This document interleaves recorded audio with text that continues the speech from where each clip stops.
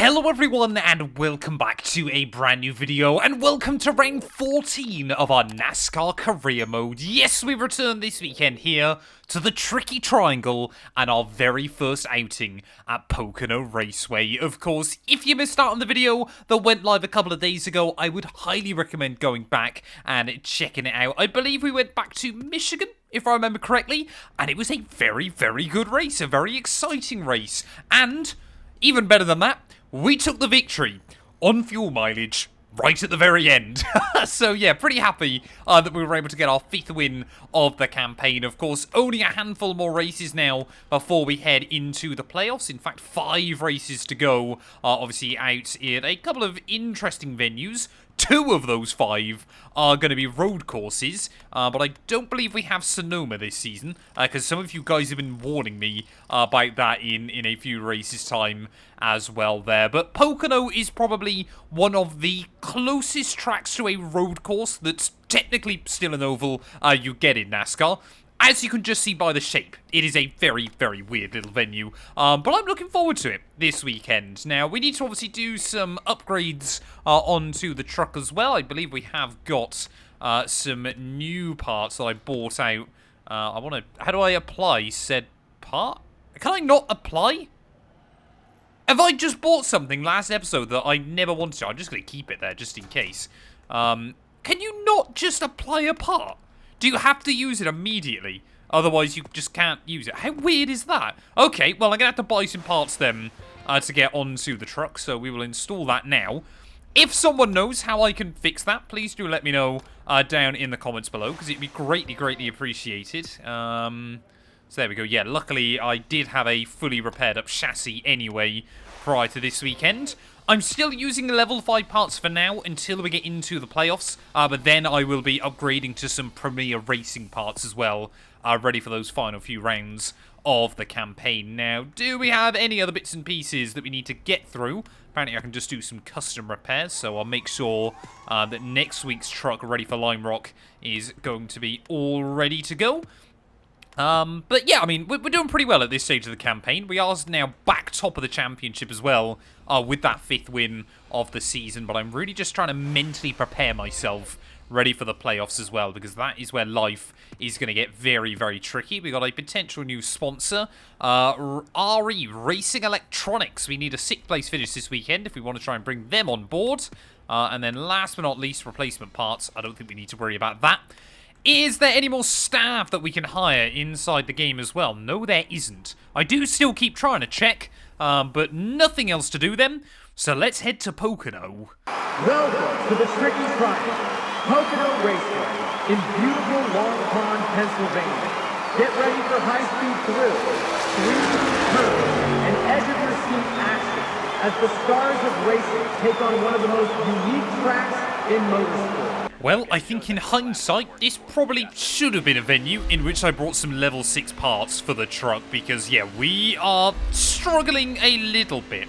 I actually feel fairly confident with the track, but yeah, the Corey Himes, your Carl Bushes, those kind of guys in this series look to be incredibly, incredibly quick around here, and I just don't think we've got the straight line speed that is going to allow us to match them this afternoon, but it's going to be a really odd one. Of course, this is a 2.5-mile speedway as well, but it's kind of, people won't say strung together or anything like that, but we probably also won't deal with much lap traffic either. It's just Pocono. It's just a weird track in oval racing. Of course, turn 1 is a huge, huge braking zone, and then obviously a very, very tight cambered corner.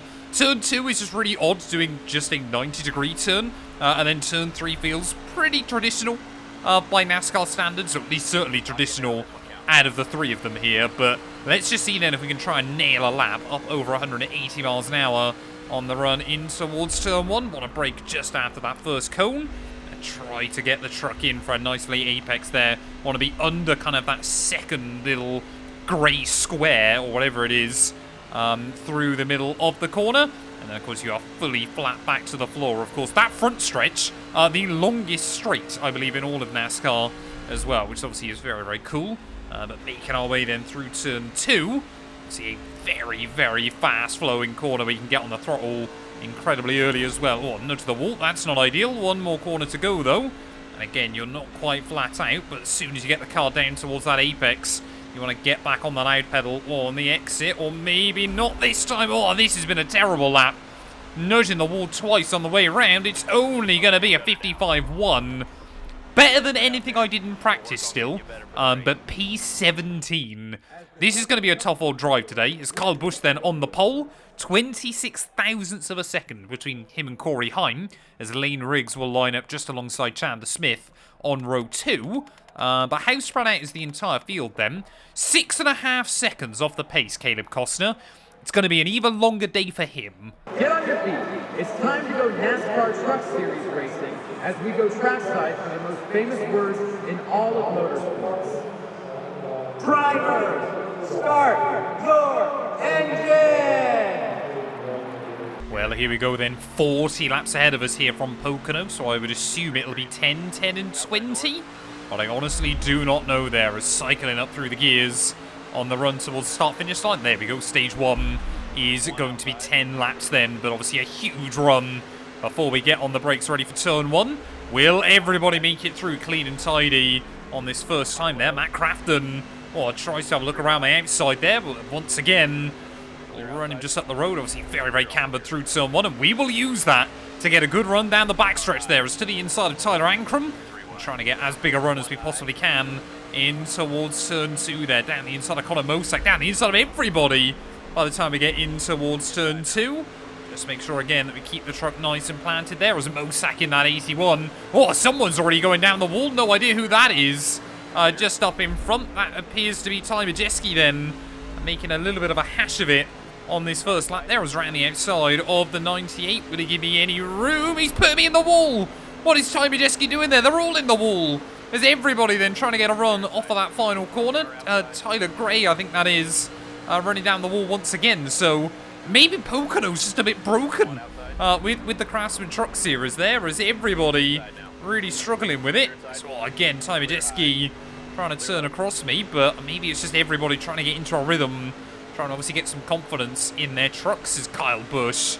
Surely today, I've said it so many times this season, surely today will be the day that he can finally bag that first win that will lock himself into the playoffs. Now, I know obviously IRL, the bushwhacking rule still exists. Kyle Busch cannot compete for 2 championships in NASCAR's top flights. But I don't believe NASCAR 25 kind of does that rule. So I'm pretty certain, obviously, anybody who wins is in. You don't have to make, reasonable efforts to compete in every championship round or anything like that. So yeah, good news obviously for Kyle Busch up at the front there. I mean, look at that, Daniel Hemrick just running himself down the wall by the time we get back in towards turn 1 there. So I think now people have settled down. It's becoming a lot easier for them all, but hopefully we're going to be able to get a run on Hemrick and Gio Rogero there. As down the backstretch we will go to the inside of the 17. And I mean, we've got a huge amount of speed here. To the inside we will go into turn 2. And just again, it's kind of one of those corners where you want to brake, really get the truck, scrub the speed out of it that you need to, and then get back on the throttle as early as you possibly can. There is all Emmerich to the inside of Gio Rogero, trying to get 2 for the price of 1 down that back stretch. But again, if we can get a nice big run off of that final corner, surely we can try and get a run back on them in towards that first corner there. Probably doing upwards of 190 miles an hour by the time we get in towards turn 1. 188 as we spot that one cone once again. I'm definitely trying to get it locked down more to the apex than others are, and you can see that time round we will finally get the run on Hemrick as well. It's been an intense first couple of laps, but we're back up to a decent spot. Around the outside of Carl Larson through the final corner. This would be brave, and again, well, I've just got to make sure that I actually give myself more room away from the wall to make sure that some of these other trucks don't actually put me into the wall. But I mean, yeah, to be fair, the stages here should be pretty quick. You are maintaining a lot of speed. Kind of pleasantly surprised by just how quick Pocono is, because it's never really a venue that I've driven at much. Can we get a run on Larson, then back down out of the chute of turn 1? We're going to get to the inside of him, and surely this is going to be another place gained. I think qualifying, as always, we struggled. Race pace, though, we are right there. Getting a nice big run on Caden Honeycutt then towards the end of lap 7 here, as He just seems to have been cut adrift from Grant Enfinger there a little bit further up. But this has been a pretty good race so far for Caden Honeycutt. And of course, a lot can change there as Heim now looks to have taken the lead away from Kyle Busch. And just doing what Corey Heim does, doesn't he? He seems to toy with Kyle Busch every single weekend there, as that was not ideal. Running down the wall off of turn 1 there. And Caden Honeycutt again going to try and figure out a way around my outside then as we head down in towards turn 2. And it is a game of millimeters, especially around a circuit like this, where the stakes are so high. Caden Honeycutt there making his way around the outside, and I don't think I want to go for anything down in towards that final turn. AI, though, do seem to kind of like to throw themselves a little bit wider in. I've accidentally followed Honeycutt's line that time round, so we'll try and give him a little bit of a push on the exit. Come on, let's see what we can do back in towards turn 1 there, as I don't know whether Kyle Busch, I don't think he's been able to stick with Corey Heim either, so I think Heim now just pulling away into quite a decent little lead, but with 2 laps to go, I think if we can get Honeycutt now, that'll probably be all she will write for stage 1, unless we get a caution. White flag in the air then as we make our way down in towards turn 2, and you can still see Stuart Friesen trying to apply some pressure there just up in front. Grant Enfinger waiting in the wings, but Corey Heim, how many times have we said it so far this season? He will come out victorious come the end of stage 1. It is going to be, I believe, still Carl Larson in P2 there ahead of Lane Riggs. And I believe it's Chandler Smith just ahead of Friesen, Enfinger and ourselves. So happy with that. Definitely kind of, again, we seem to always use stage 1 to kind of get myself back where we should be inside of this series as well. But yeah, we're gonna need tyres and fuel, aren't we? So there we go. 2 cans, 4 tyres, everything like that. You know, fairly standard pit stop. So I don't think we're going to see any real change around as we head out into stage 2. And there you go. Yep, everybody exactly where they still were. But now, coming up against some more competitive trucks, let's see what we can do through this second stage there. As the green flag in the air once again. So I'll try and rev out that V8 as best as we can. Are the trucks V8s or are the trucks V6s? I could be completely wrong on that one. Someone will have to let me know down in the comments below. But I've got in my head that the trucks might actually be V6s for some reason. They're sort of down in towards turn 1 then. By guessing myself about 6 times where I wanted to turn in. But as always, hopefully we'll get a decent run off of turn 2 there, as it really was just the early laps where the AI struggled. Obviously running down the walls, everything like that. So let's see if we get the same thing here. As you can see, Heim already pulling away from Kyle Busch and Lane Riggs just a little bit. Hemrick all the way around the outside through turn 2. That is scary stuff for him. There's Grant Enfinger down the wall, and again another one. Just getting a little bit of an aggressive squeeze. And I mean, understandably, you lose so much momentum because of it. And I think everybody else, they're just trying to play it nice and easy towards the end of that opening lap. And look at the run we've got to the inside of Caden Honeycutt once more. Maybe we can have a look for a run on Chandler Smith as well by the time we get in towards someone there. That is going to be 189 miles an hour yet again. There's Chandler Smith. I don't even know if he was trying to defend from me or just wanted to dive himself down the inside of Stuart Friesen as we start lap 2. But either way, it's going to slow them both down quite a lot there as Lane Riggs now trying to apply some pressure to Heim right up at the very front. To the inside of the 52 we will go. Just try and give him a bit of a squeeze in towards turn 2. Again, I really struggle with kind of where we need to get on the loud pedal there. Is Stuart Friesen maybe keeping us both out of the wall. And then again, you can just hear him scraping down it on the exit. Pocono is a little bit broken, it would appear, with these trucks. This is the problem for Kyle Busch and Lane Riggs at the moment. They're so evenly paced that every time they think they've got a run on each other, all they actually end up doing is just allowing Corey Heim just to get away a little bit more. As I've said before, I want to start thinking about more and more drivers that I want to work with, because I do think Heim is going to be the biggest championship threat. Understandably, you know, he dominated the Real Life Truck Series campaign over the course of 2025. As you can see there again, Kyle Busch having to try and have a bit of a look to the inside of Lane Riggs again down through turn 1 there, but you can really use the camber through that first corner. Again, I know the steering lock looks a bit ridiculous with how much you run, but it seems to work really nicely inside the game as well. I think, obviously, like I said, where it's designed for controller, you're able to obviously run a huge amount of lock, because the game kind of doesn't really recognize it as such. gets to the inside of Chandler Smith. Can we move up into 4th spot then in this race? Or a little bit hesitant as we nudge the brake there through turn 3. It's quite difficult to remember corner numbers when there's only 3 of them, isn't it? As there you go. Oh, someone else running down the wall. I think that was Kyle Busch there. Just kicking up some sparks. Is Harvey going to get a big shove? Nope. Chandler Smith thinks otherwise. Got to admit, a little piece of NASCAR lore from myself. I don't have that many happy memories of Pocono.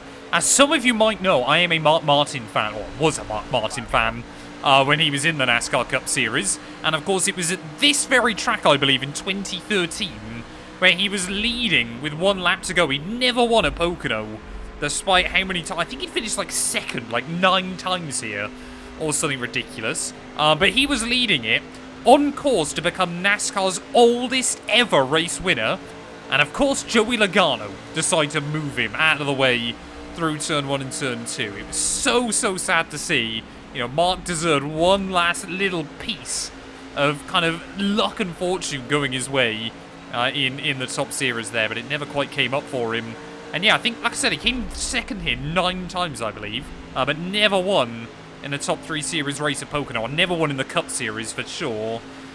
So maybe, just maybe, we can try and avenge Mark Martin at some point inside this game there. We're getting a nice run then with 4 to go of this 2nd stage. Kyle Busch really beginning to struggle down on that inside there as we will carry huge speed right up to the rear bumper of Lane Riggs.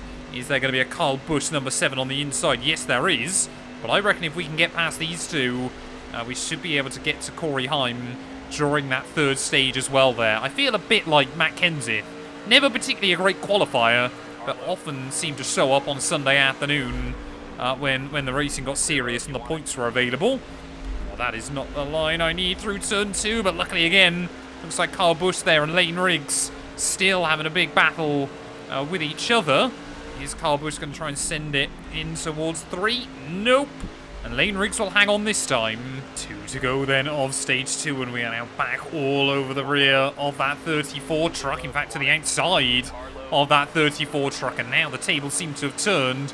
I'm going to give Kyle Busch a bit of a push back down in towards that 1st corner. Just see if we can both get ahead of Lane Riggs, which we will do. Surely we can't take 1.3 seconds out of Corey Heim, though, in these last couple of laps of this stage. But that is my target. Ready for the final stage there. I want to try and hassle Corey Heim.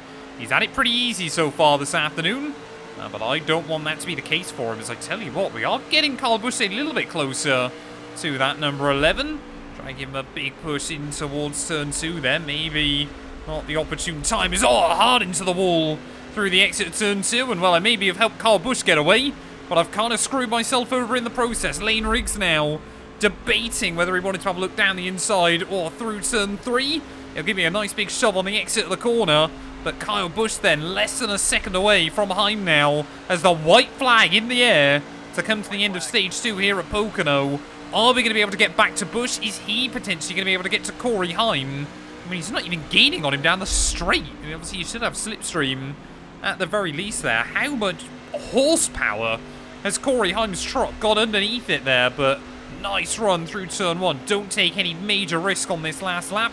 Stage points, of course, don't really matter too much in the grand scheme of things, as I believe we will have to make a pit stop in stage 3 as well. But I mean, yeah, we're going to be tyre limited anyway, aren't we? So that is going to be a huge gamble right towards the end of this race there. But a nice run out of turn 2, closing back in on Kyle Busch once again. Looks like Heim is going to make it 2 from 2 so far this weekend. But can we get a run on Kyle Busch out of the final corner on the run back around towards the end of the stage? We're gaining. It's not going to be enough, though. Kyle Busch will hang on for second. But a podium at the end of the stage, I'm happy with that. It's nice to obviously get a little bit of a break, a little bit of a breather once again in this race as well. Just take a second to kind of think about what we're going to do as we head into stage 3 there, as you can see. Taking a lot of tires, obviously burning up, a lot of tires so far. But yeah, we're going to have to make a green flag pit stop, or, you know, maybe we get a well-timed caution in stage 3 as well. But the tires, they are the big limiting factor around this venue. I could be tempted just to half and half a stint, to be completely honest, but we'll wait and see as to how we get on. Green flag in the air, one final time perhaps, here at Pocono. As Kyle Busch then is going to try and have a look around the outside of Corey Heim on the run in towards turn 1 there. Lane Riggs on my outside once again. So we'll try and give a bit of a squeeze there. I don't know who that was. I think that was Chandler Smith, who probably won't be too happy with me. But in towards turn 1 there. I'm just so cautious. I'm on the brakes too early. I'm braking at kind of my normal marker in towards turn 1. It's really, really costing us. But as you can see, the sun beginning to set on Friday night. It's been a brilliant, brilliant Craftsman Truck Series race up to this point. But obviously the pushes are going to get way more aggressive towards the end of the night there as well. Trying to meet the apex through turn 2. As once again, Riggs and Busch going side by side in Corey Heim's rearview mirror. I'm going to try and see if I can work with Kyle Busch here. Just to see if we can get a little bit closer. Give Corey Heim a bit of hassle towards the end of this race. I mean, look at that. Oh, I thought we'd nailed it. No, we didn't. Huge misstep through that final corner as Chandler Smith then bizarrely kind of opts that he's going to give me a push back in towards turn 1, but I'm not complaining there as Grant Enfinger, I think, trying to have a bit of a look for it as well there as it kind of slide off of Smith's bumper. Can we get the run around the outside through turn 1? Maybe, maybe. No, I think we're going to have to push him, aren't we? Back down in towards turn 2. It's Kyle Busch, yeah, less than 4 tenths away from the lead at the moment, but he's still down in 3rd. We need to try and get past Smith once again. I think, you know, we have got the pace to be in that battle for the win. But I'm not convinced Chandler Smith does. The problem is I'm just making too many little errors again. Getting way too aggressive on the steering as he tried to avoid putting the truck in the wall. Horrible through turn 3, isn't it? You kind of get the car to the apex, but then it's not as cambered. So you don't really get the run. Oh, off of the turn there is that small stutter. As Grant Enfinger does exactly the same thing there. Follows me into the outside wall through the exit of turn 3. But yeah, we have got a lot of laps still towards the end of this race. But I just need to try and get past Chandler Smith, then I can focus on what we're doing. But to his credit, he is starting to close back in there, as this is exactly what Heim wants to see. That battle going on behind him so much this evening. Can we try and get a run on Smith to the inside of the 38? A huge slingshot in towards turn 3. No, we'll be brave, try and hook it up around the outside there. Maybe he actually tries to go for the switch back. Oh, that was close to the wall once again. I have to flick it away from that outside wall, but back up in a 4th spot.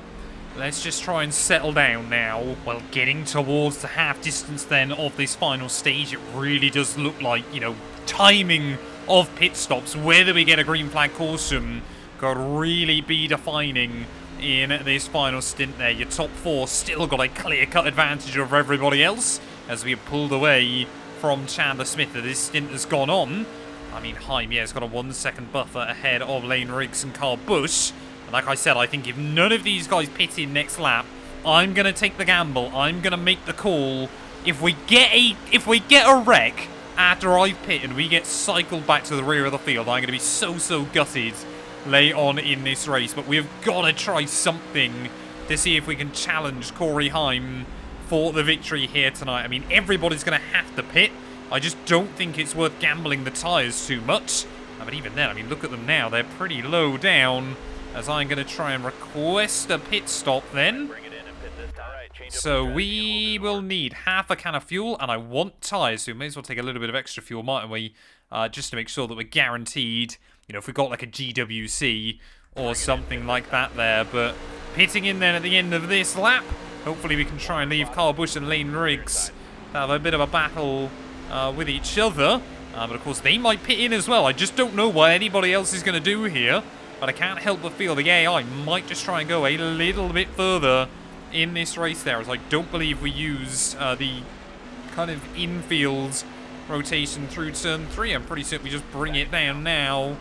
So obviously try and make sure we scrub off as much speed as we can. We were slightly over, but again, that's why I kind of give myself the lenient penalties still inside this game. 10 laps remaining though, exactly a half distance. It doesn't look like anybody else though is going to peel into the pit lane here. So Corey Heim at the moment is going to be still out in front, but I'm hoping we are going to be a fair amount quicker. The other big concern, of course, is that, you know, we might end up getting stuck with some slower traffic as well.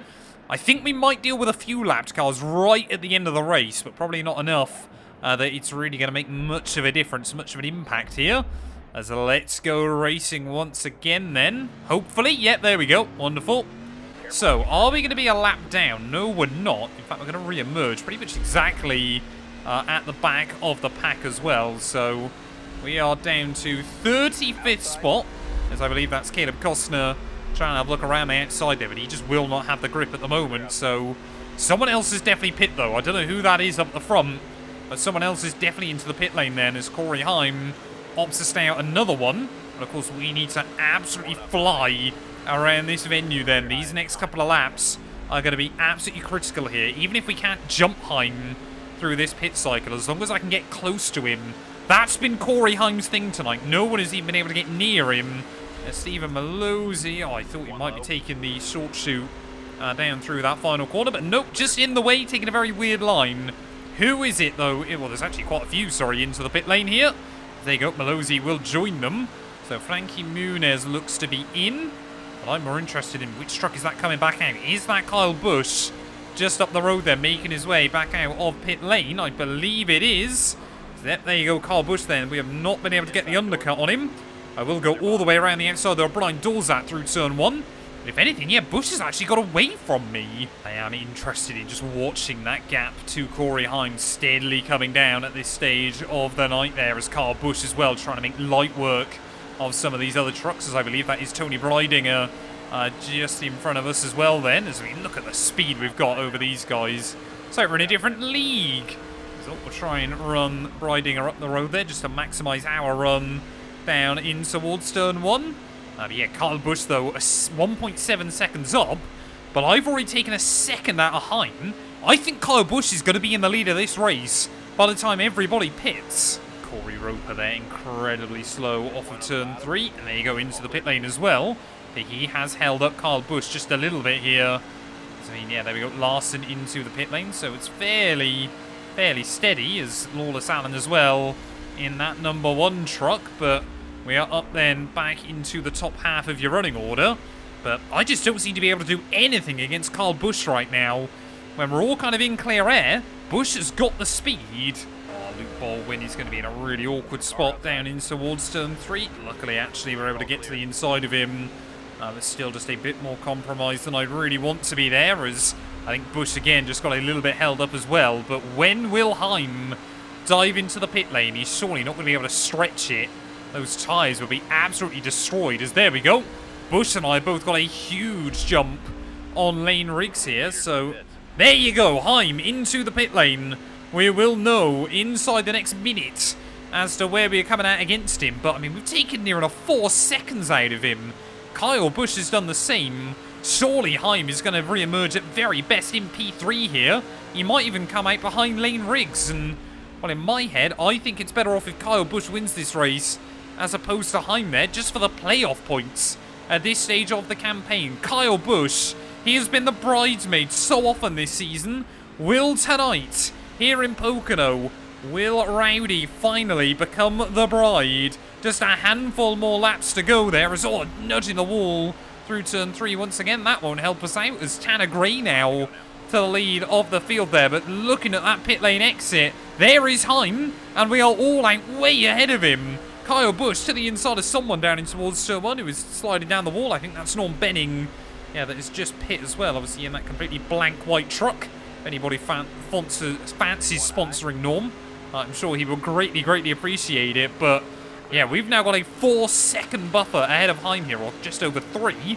But of course, he is going to be very quick towards the end. Fresher tyres, so he will be able to fly along there as Tanner Gray into the pit lane. I mean, we've got to make sure that everybody does pit before the end of this race, although I guess there's only a couple of trucks still out there, Matt Crafton being one of them. There's more plumes of smoke being kicked up as someone else down the wall through turn 4 there, as Crafton into the pit lane as well. So Kyle Busch then, for the first time tonight, will take the lead here at Pocono. There's no idea what Malozzi's doing, must have got some kind of steering issue or something. But we are less than a second now behind Kyle Busch with 4 laps to go. Could lap traffic still decide this race? I said I'd rather Busch wins it than Heim, but I'd rather I win it than Busch. 2 laps to go then, and Corey Heim, I hate to say it, he's not out of this race win just yet. Last lap, he went about a second quicker than either Kyle Busch or myself. So are we still going to see Heim get back in this fight before the end of the night there? The gap now 1.7 seconds. And maybe by going long, he put himself at a temporary disadvantage. But maybe that 11 truck has still got just a little bit more to give. We are trying to hassle Kyle Busch, though, for the victory. Just to see if he can make an error in these final couple of laps that will let us through. Like I said, I would rather he wins it than Heim. That's the dilemma we've got at this stage of the night there. Is Heim now 1.3 seconds back?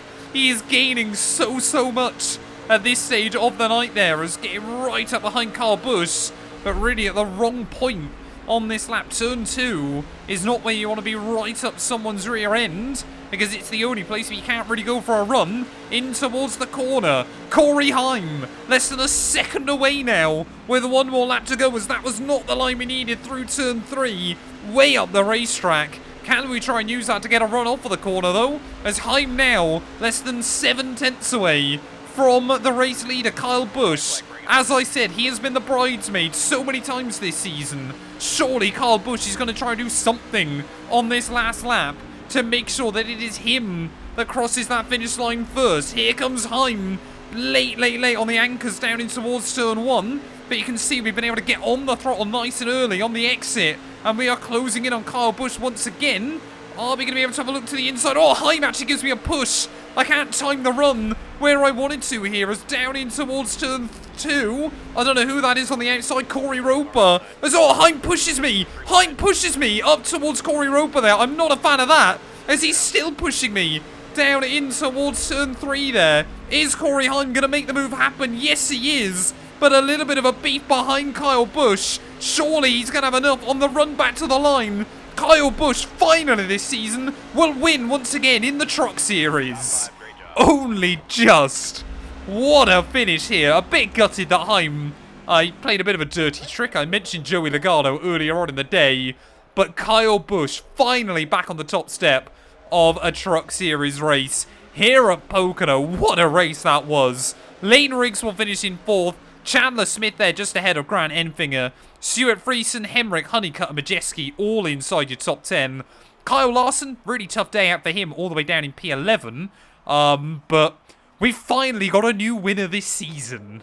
And there we go then. I'm sure Rowdy Nation will be incredibly happy with that result. We may not have had the best truck for Pocono, but thankfully the strategy worked out for us. Racing's a team sport, and I'm glad I've got my crew chief and pit crew helping me along the way. Kyle Busch, a very happy man. Ty Majeski, apparently that I did some rough driving today. Cody Dennison, a top 5 from Beard, is crazy awesome. And Luke Fenhouse, when Matt Beard keeps it clean, it's a real fun time out on the track. I don't think I saw Fenhouse once tonight on circuit, but I appreciate it, buddy. Not too sure what Ty Majeski's problem is. He was the one trying to put me in the wall. We go then. It might not be the biggest prize, but we do still pick up some valuable championship points and some good experience. I really had no idea what to expect when we went to Pocono, but yeah, feel a lot more confident now when we head back to the venue. Chassis is completely worn out, so we're going to have to make sure that we get another one of those onto the truck in the next couple of weeks. But taking a quick look then at our championship standings. So, of course, yeah, we are still top of the table there ahead of Heim. Lane Riggs, Kyle Busch and Jack Wood all winning your in still at this stage of the season. So it is just now Chandler Smith, Ankrum, Majeski, Hemrick and Grant Enfinger that are above the cut line. Caden Honeycutt, he will be gutted that Jack Wood is safely through, because the 91 hasn't really done anything throughout the rest of the campaign. Thank you all, though, so much for watching. If you have enjoyed, please do make sure you leave a like, get yourself subscribed, and we'll be back very soon out at Lime Rock. I've done it before. It's going to be incredibly tough in these things.